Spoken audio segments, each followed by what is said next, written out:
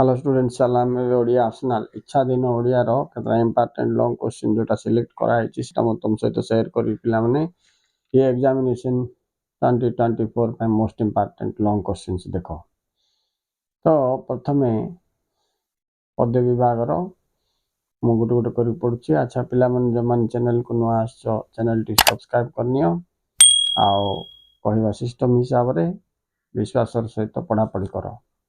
Question number 1 पठित कवितारू परशुराम चरित्र चित्रण कर और परशुराम भेट कवितार कविंकर वर्णना शैली संपर्क रे लेख। एटा नले एटा आसीबो।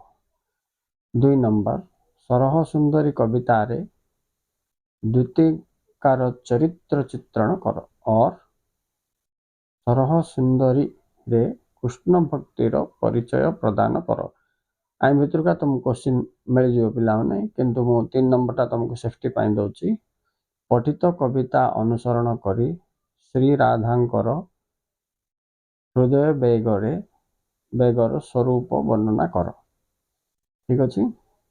तो तुम किंतु परशुराम भेटर क्वेश्चन पाई जाओ पिला माने वर्ष। नेक्स्ट चलो देखिबा गद्य रे सेमति का देखिबा 1 नंबर राजनीति क्षेत्र रे सत्यमेव जयते को किपरि कटाक्ष करा जायछि आलोचना कर।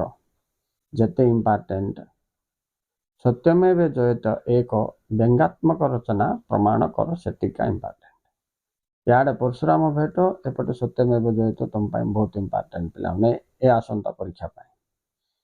और 2 नंबर देखिबा सम्मानतार अभाव हेतु की असुविधा सृष्टि हेउछि बोली लेखक प्रमाण करिसंती दर्शाओ।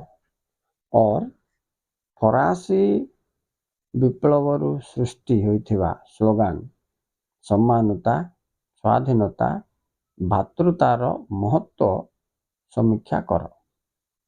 ठीक अछि पिला माने नेक्स्ट जीवा 3 नंबर देखो आध्यात्मिक भीति प्रबंध को आधार करी आध्यात्मिक शब्दर तात्विक अर्थ उपस्थापना कर।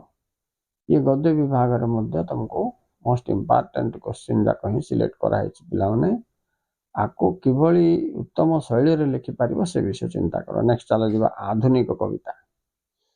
इठी 1 नंबर होची निर्जन द्वीप रे निर्वासितर व्याकुलता वर्णना कर और निर्वासितर विलाप कविता रे नैराश्य मध्य रे आशार आलोक किपरि चमकी उठी दर्शाओ। ठीक अछि पिला ए सबैर एक नंबर तक बहुत इंपोर्टेंट। तापर दिवा 2 नंबर चंपावती राजकन्यार स्वप्न भावना वर्णना कर। तापर 3 नंबर कमल प्रति कवितार सार मर्म विश्लेषण कर। ता और रे कमल माध्यम रे कवि निज जीवन प्रति जो संदेश ग्रहण करिसंती ताहार रूपरेखा निर्णय कर। ठीक अछि। नेक्स्ट जीवा गल्प क्षुद्र गल्प 1 नंबर मोस्ट इंपोर्टेंट क्वेश्चन पक्षाघात एक आत्म विश्लेषणात्मक गल्प आलोचना कर और रे आइबो पक्षघात गल्प रे दुर्योधनकर चरित्र चित्रण कर। 2 नंबर मां आसिलेनी एक रहस्यवादी गल्प प्रमाण कर और रे भी मां आसिलेनी रे गुटे क्वेश्चन दोची मां आसिलेनी रे मिसेस चौधरी रो चरित्र चित्रण कर। ठीक अछि पिला माने ये थिला तुमको क्वेश्चन आकु नहीं तमे तुमरो नोट्स एंड माइंड सेटअप करो जे ये लॉन्ग क्वेश्चन आइले तुमे कि भली प्रेजेंट करिवो। ठीक अछि। Thank you very much for watching. Please like and subscribe keep touch with the channel जोड़ी जाए तो पिला माने एजुकेशन चैनल सहित तुमको English history economics political science sociology सब रो short bit long questions important दिया जिबा सहित नेक्स्ट वीडियो रे मु ग्रामर चर्चा करिवि तुम सहित।